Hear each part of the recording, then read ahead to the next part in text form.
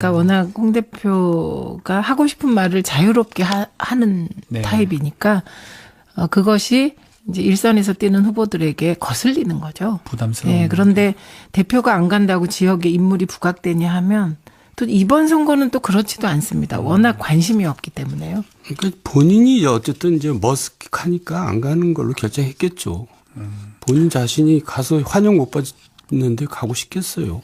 근데 이제 그 이유를 너무나 못 들어지게 됐어요.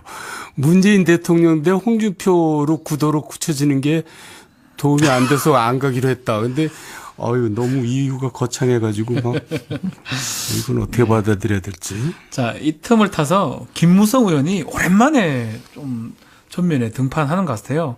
지방선거 끝나면 마음을 완전히 비우고 분열된 보수를 통합시키고 보수를 재건해서 대선에서 한국당이 정권을 찾아올 수 있도록 밑건이 되겠다. 이 뭡니까?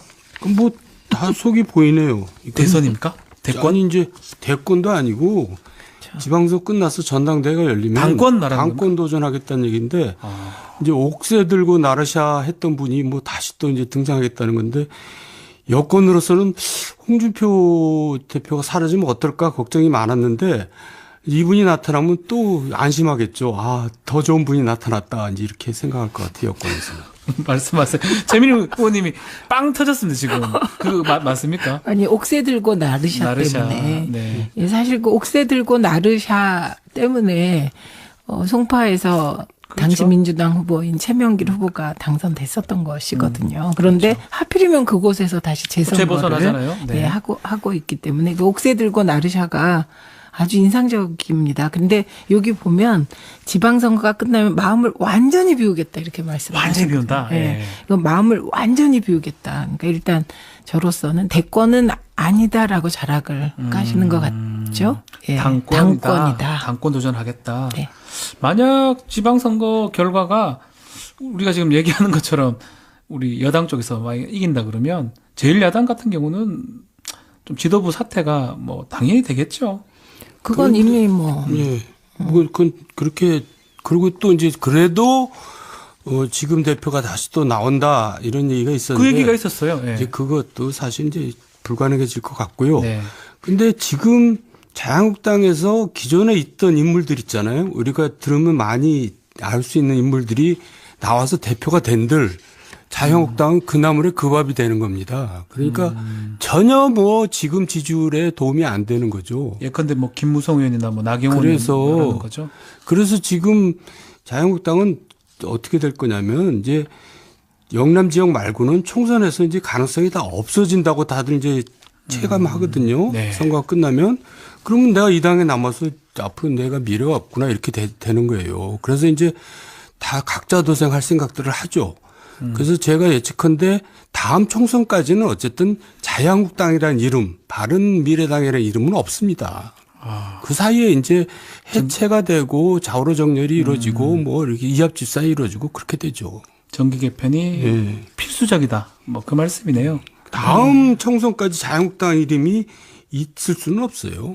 예. 자, 정기 개편 얘기는 좀 이따가 좀 해보고. 네.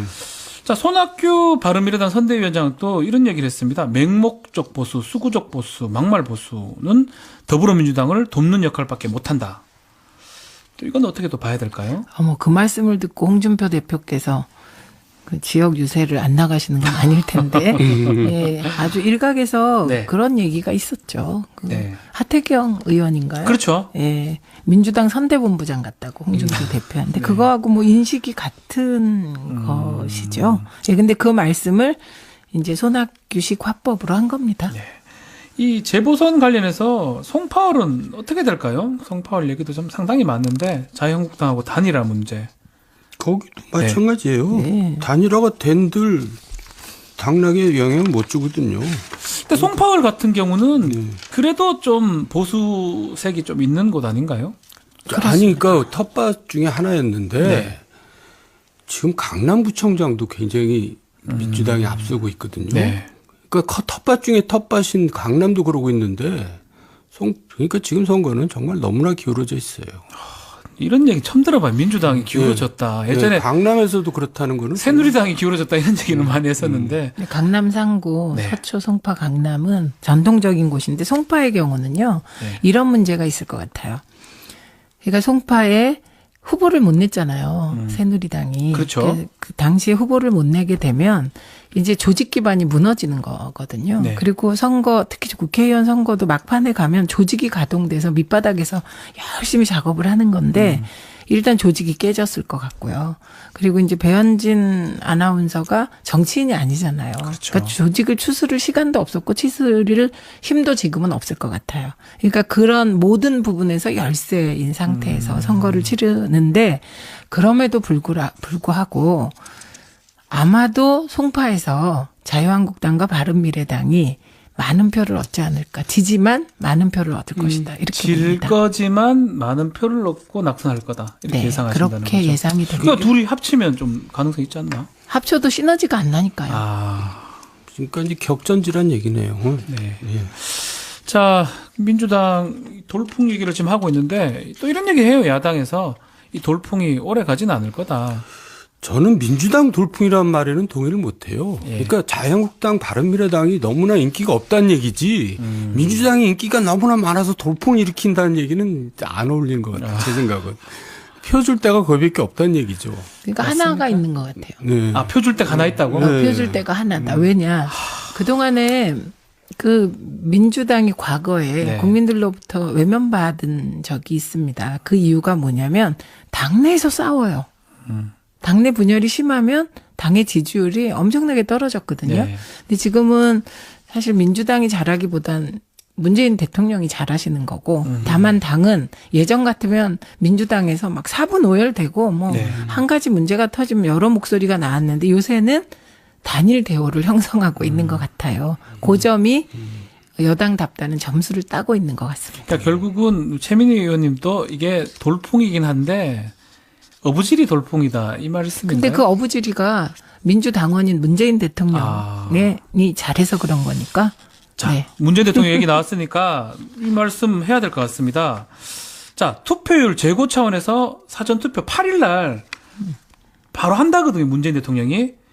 이거는 어떤 걸까요? 이런 경우가 있었나요? 어떤 대통령이. 처음이라고 그러는 것 네. 같아요. 뭔가 이게 진짜 투표율 때문에 그러는 건지 아니면 다른 어떤 싱가포르 관련 그런 게 있는 건지. 뭐 그런 의구심도 좀 의구심이 아니라 그런 가능성도 예측할 수는 있죠. 네. 그러니까 청와대에서 애써 부인하는 거 보면 그것도 고려하고 있는 게 아닌가 싶기도 한데요. 변수다. 예. 변수일 수 있다. 예. 근데 투표율 제고라는 거는 저는 사실 전략적으로 안 맞는 것 같아요. 지금 왜냐하면 투표율이 저는 개인적으로 굉장히 낮을 거라고 보고요. 네. 그거는 이제 전통 보수층이 투표에 참여 안 할 거라고 보는데 투표를 올려가지고 여당이 뭐 어차피 이길 거지만 그렇게 뭐 올릴 필요는 없거든요. 그러니까 어쨌든 조금 저 싱가포르 회담하고 관계가 좀 자꾸 있어 보이는데요. 저 개인적으로는. 저 최민희 의원님 투표율은 어떻게 될 것 같습니까? 그냥 예년 수준일 것 같습니다. 근데 일반 그런데 지방선거처럼. 예, 제 예측은 지방선거는 총선보다 투표율이 좀 낮죠. 네. 그런데 그래도 50%는 넘지 않을까 이렇게 생각되는데 다만 누가 투표할 것인가는 조금 바뀌지 않을까 싶어요. 예전에는 보수층이 투표를 적극적으로 했거든요. 근데 이번에는 젊은 층과 개혁적인 유권자들이 조금 더 그 투표율을 채우지 않을까 이런 상쇄한다. 예측을 해봅니다. 예. 보수는 그러면 투표장에 안 갈 가능성이 높다는 겁니까? 찍을 데가 없으니까요. 어부지리가 되니까. 또 죄송한 얘기지만 투표장 가서 헷갈려갖고 1번 찍을 가능성 많아요. 그럴 바에 안 나간다. 네. 자, 이 재보선 결과도 지금 보면 뭐 12곳인데요. 아마 민주당 쪽이 좀 많을 가능성이 높아 보이는데, 자, 20대 국회 하반기 원구성하고 의장 선출이 또 바뀔 것 같아요. 어떻게 될까요? 그러니까 지금 지방선거랑 같이 가거든요. 재보선거도. 그러니까 여당이 압승하죠. 그러니까 지금 118석 대 113석인데 민주당이 많으면 많아졌지 뭐 줄어들 이유는 없잖아요. 네. 그러니까 일당은 이제 여전히 오히려 더 강화되는 거고 결국 국회의장을 민주당에서 하겠죠. 근데 자유한국당 왜 이걸 자꾸 의장, 국회의장이나 상임위 네. 구성을 이렇게 안 할까요? 그건요. 네. 선거 전에 상임위 구성을 받아들인다는 것이 선거의 결과에 이미 패배를 인정하는 것으로 보일 수 있기 때문이에요. 그래서 선거의 가능성을 오히려 더 막아버리는 것입니다. 그래서 어쨌든 선거가 있으면 이건 뭐 이기는 쪽이든 지는 쪽이든 선거 이후로 원구성을 미루는 거는 사실 암묵적 상식. 예. 아, 그리고 이제 상식이다. 그런 것도 있고 또 일단 걸어놔야지 또 딴 거 얻을 수가 있고 또 안 잃을 수가 있는 거예요. 그쵸. 그나마. 그러니까 이제 또 상임위원장 그렇죠. 예. 또 싸움도 있잖아요. 거기서 이제 유리한 위치를 차지하려면 일단 인정하면 안 되죠. 계속 자기네 왜냐면 그리고 또 지금 여소야대라서 나머지 야당이 뭉치면 표가 더 많거든요. 그렇죠. 그러니까 누구 마음대로 국회의장을 가져가냐 그러면서 이제 좀 협상해서 유리한 고지를 차지하려고 밀어놓는 거죠. 이런 걸 노리진 않을까요? 더 늦어질 수도 있습니다. 네. 제가 보기엔. 그러면, 왜냐하면 정계 네. 개편이 일어날 경우 예. 지금 제일 가능성이 높은 거는 어쨌든 바른미래당에 과거 새누리당에 계시던 분들하고 그렇죠. 자유한국당이 합쳐질 가능성이 높거든요. 그리고 나머지 예를 들면 민주당과 다른 쪽이 합쳐질 가능성은 상대적으로 지금 낮습니다. 낮고. 왜냐하면 지지자들의 압박이 적기 때문에. 아마 이번 지방선거와 재보궐선거에서 자유한국당이 지고 나면 네. 보수 유권자들은 보수의 재편을 바닥부터 요구하실 거예요. 근데 반면에 이 개혁 혹은 진보 쪽, 민주당 쪽은 유권자들이, 지지자들이 이쪽 개편해라 이런 요구가 들어오지 않거든요. 이 네. 상태에서는. 네네. 그렇기 때문에 이게 정계 개편 여부에 따라서 사실 어떤 상황이 펼쳐질지 모르는 거죠. 결국 정계 개편이 지금 말씀하신 시나리오 우리 정도원 의원님은 동의를 하시나요? 예, 그렇죠. 네. 왜냐하면 그대로는 총선을 이제 칠 수 없다는 것이 이제 현실화되니까 국회의원들은 움직일 수밖에 없고요. 그게 이제 근데 이제 결국은 총선도 저는 야당 전망이 뭐 너무나 2년 후 얘기지만 또 네. 어렵다고 보는데 벌써요? 예, 그 후에 이제 세대 교체가 이루어지면서 젊은 지도자가 나타나면서 야당이 이제 새롭게 시작을 저는 할 거고 또 해야 된다고 생각합니다. 지금 있는 사람 가지고 뭘 해본다는 것은 그건 힘들어요. 자, 말 나온 김에 그렇다면 이 보수 야당의 세대 교체. 그러니까 친이 죄송합니다. 괜히 친이 얘기를 제가 했네요. 아니요. 이제 친이 아니시니까. 네. 어떤 사람이 구심점이 돼서 당을 이끌 수 있을까요? 잘 떠오르지 않거든요. 그러니까 지금 우리가 아는 사람이면 그거 그건 안 안 되는 되는 거죠. 겁니다. 안 되는 겁니다. 예. 네, 그리고 이게 좀 길게 보면 어떤 네. 말씀을 드릴 수 있냐면 지금 우리나라의 정계 개편을 압박하는 몇 개 요인이 있습니다. 일단 보수 유권자들의 보수 재편 욕구가 있을 그렇죠. 테고 그다음에 더 중요한 게 그동안의 우리 정치의 기반이라는 게 남북 대결 구도 속에서 형성된 겁니다. 그렇죠. 그래서 사실은 철진한 이념 논쟁을 우리는 끝까지 해왔거든요. 근데 그런 남북 대결이라는 압박이 없어지면 이제 자연스럽게 그 요소가 빠져나가면서 맞아요. 이제 정계 개편 요구가 있겠죠. 그런데 이제 여전히 보수 쪽이 말씀하셨듯이 새로운 리더가 안 나오고 가면 이제 총선에서는 개혁 진보 쪽이 압승할 가능성이 있습니다. 그렇게 되면 개혁 진보의 재편 요구가 일어나게 되기 때문에 네. 총선 이후엔 진짜 빅뱅이 오게 되죠. 그때는.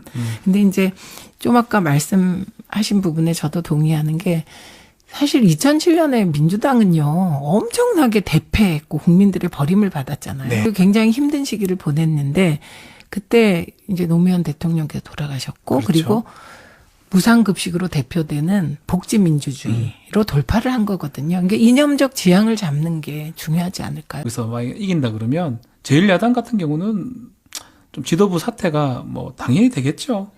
그건 이미 뭐, 예. 그건 그렇게 그리고 또 이제 그래도 지금 대표가 다시 또 나온다 이런 얘기가 있었는데 그 얘기가 있었어요. 예. 이제 그것도 사실 이제 불가능해질 것 같고요. 네. 근데 지금 자유한국당에서 기존에 있던 인물들 있잖아요. 우리가 들으면 많이 알 수 있는 인물들이 나와서 대표가 된들 자유한국당은 그 나물에 그 밥이 되는 겁니다. 그러니까 전혀 뭐 지금 지지율에 도움이 안 되는 거죠. 예컨대 뭐 김무성 의원이나 뭐 나경원 그래서 의원이라는 거죠. 그래서 지금 자유한국당은 어떻게 될 거냐면 이제 영남 지역 말고는 총선에서 이제 가능성이 다 없어진다고 다들 이제 체감하거든요. 네. 선거가 끝나면 그러면 내가 이 당에 남아서 앞으로 내가 미래가 없구나 이렇게 되는 거예요. 그래서 이제 다 각자 도생할 생각들을 하죠. 그래서 제가 예측컨대 다음 총선까지는 어쨌든 자유한국당이라는 이름, 바른미래당이라는 이름은 없습니다. 그 사이에 이제 해체가 되고 좌우로 정렬이 이루어지고 뭐 이렇게 이합집산이 이루어지고 그렇게 되죠. 정기 개편이 예. 필수적이다. 뭐 그 말씀이네요. 다음 총선까지 자유한국당 이름이 있을 수는 없어요. 예. 자, 정기 개편 얘기는 좀 이따가 좀 해보고. 네.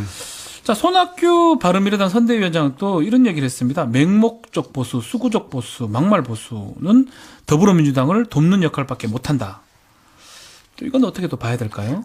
그 말씀을 듣고 홍준표 대표께서 그 지역 유세를 안 나가시는 건 아닐 텐데, 예, 아주 일각에서 네. 그런 얘기가 있었죠. 그 네. 하태경 의원인가요? 그렇죠. 예, 민주당 선대본부장 같다고 홍준표 대표한테 그거하고 뭐 인식이 같은 것이죠. 예, 근데 그 말씀을 이제 손학규식 화법으로 한 겁니다. 네. 이 재보선 관련해서 송파울은 어떻게 될까요? 송파울 얘기도 좀 상당히 많은데 자유한국당하고 단일화 문제.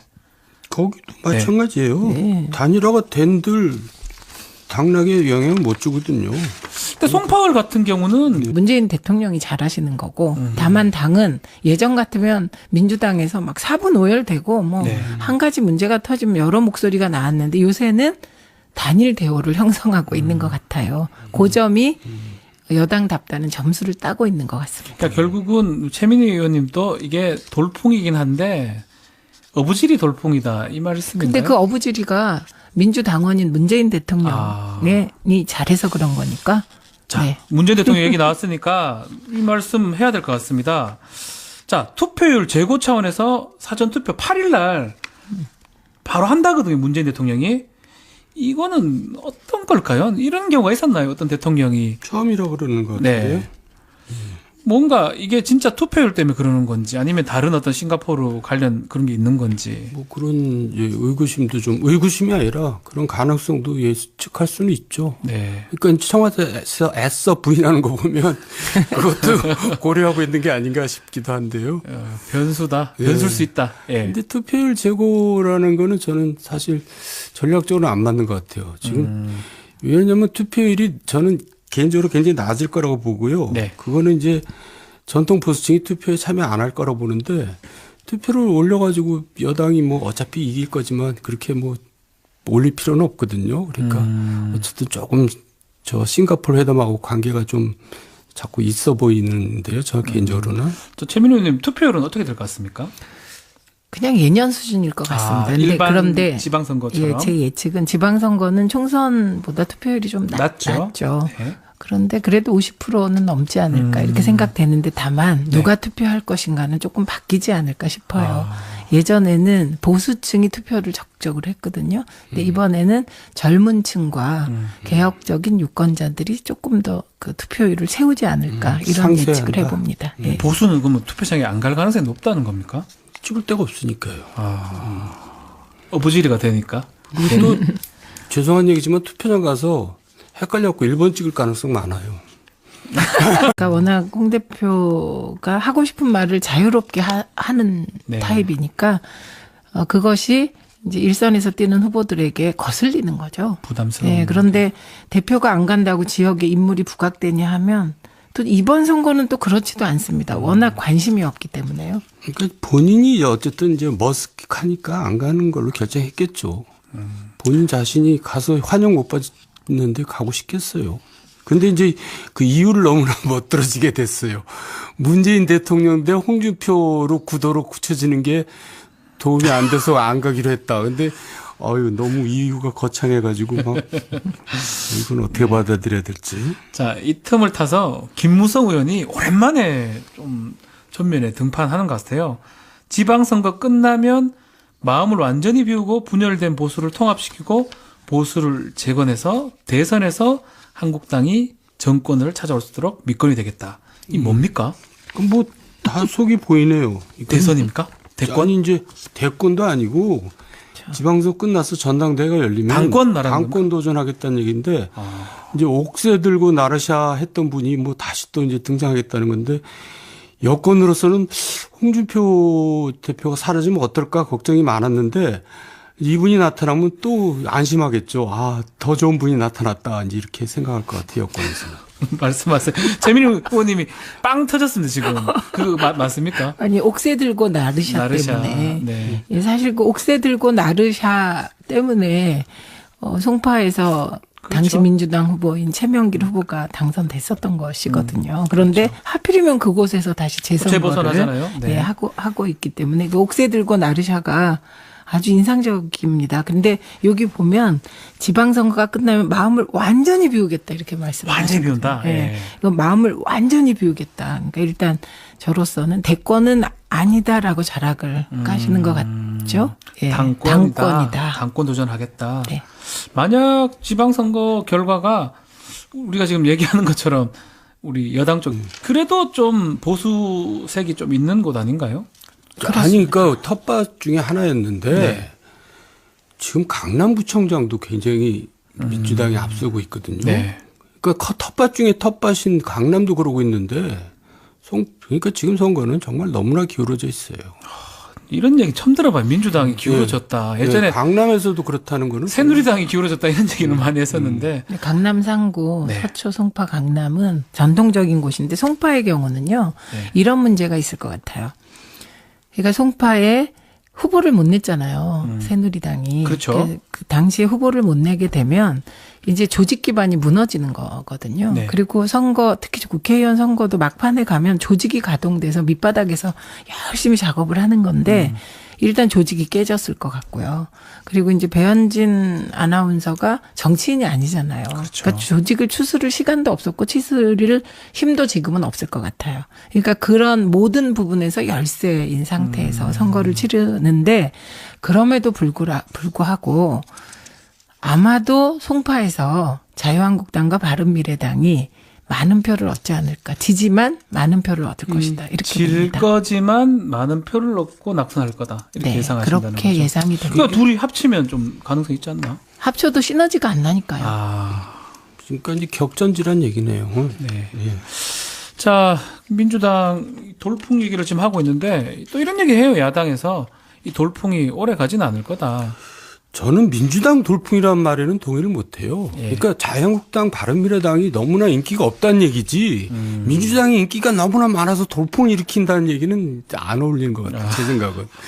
표 줄 데가 거의밖에 없다는 얘기죠. 그러니까 하나가 있는 것 같아요. 네. 아, 표 줄 때 하나 있다고? 네. 표 줄 때가 하나다. 왜냐.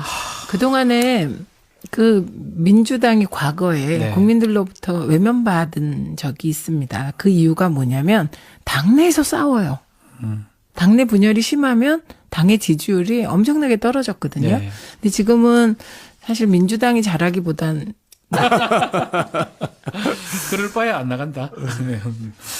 자, 이 재보선 결과도 지금 보면 뭐 12곳인데요. 아마 민주당 쪽이 좀 많을 가능성이 높아 보이는데, 자, 20대 국회 하반기 원구성하고 의장 선출이 또 바뀔 것 같아요. 어떻게 될까요? 그러니까 지금 지방선거랑 같이 가거든요. 재보선거도. 네. 그러니까 여당이 압승하죠. 그러니까 지금 118석 대 113석인데 민주당이 많으면 많아졌지 뭐 줄어들 이유는 없잖아요. 네. 그러니까 일당은 이제 여전히 오히려 더 강화되는 거고 결국 국회의장을 민주당에서 하겠죠. 근데 자유한국당 왜 이걸 자꾸 의장, 국회의장이나 상임위 네. 구성을 이렇게 안 할까요? 그건요. 네. 선거 전에 상임위 구성을 받아들인다는 것이 선거의 결과에 이미 패배를 인정하는 것으로 보일 수 있기 때문이에요. 그래서 선거의 가능성을 오히려 더 막아버리는 것입니다. 그래서 어쨌든 선거가 있으면 이건 뭐 이기는 쪽이든 지는 쪽이든 선거 이후로 원구성을 미루는 거는 사실 암묵적 상식. 네. 아, 그리고 이제 상식이다. 그런 것도 있고 또 일단 걸어놔야지 또 딴 거 얻을 수가 있고 또 안 잃을 수가 있는 거예요. 그나마. 그러니까 이제 또 상임위원장 그렇죠. 예. 또 사운드 있잖아요. 거기서 이제 유리한 위치를 차지하려면 일단 인정하면 안 되죠. 계속 자기네 왜냐면 그리고 또 지금 여소 야대라서 나머지 야당이 뭉치면 표가 더 많거든요. 그렇죠. 그러니까 누구 마음대로 국회의장을 가져가냐. 그러면서 이제 좀 협상에서 유리한 고지를 차지하려고 밀어놓는 거죠. 이런 걸 노리진 않을까요? 더 늦어질 수도 있습니다. 네. 제가 보기엔. 그러면, 왜냐하면 정계 개편이 일어날 경우 예. 지금 제일 가능성이 높은 거는 어쨌든 바른미래당에 과거 새누리당에 계시던 분들하고 그렇죠. 자유한국당이 합쳐질 가능성이 높거든요. 그리고 나머지 예를 들면 민주당과 다른 쪽이 합쳐질 가능성은 상대적으로 지금 낮습니다. 낮고. 왜냐하면 지지자들의 압박이 적기 때문에.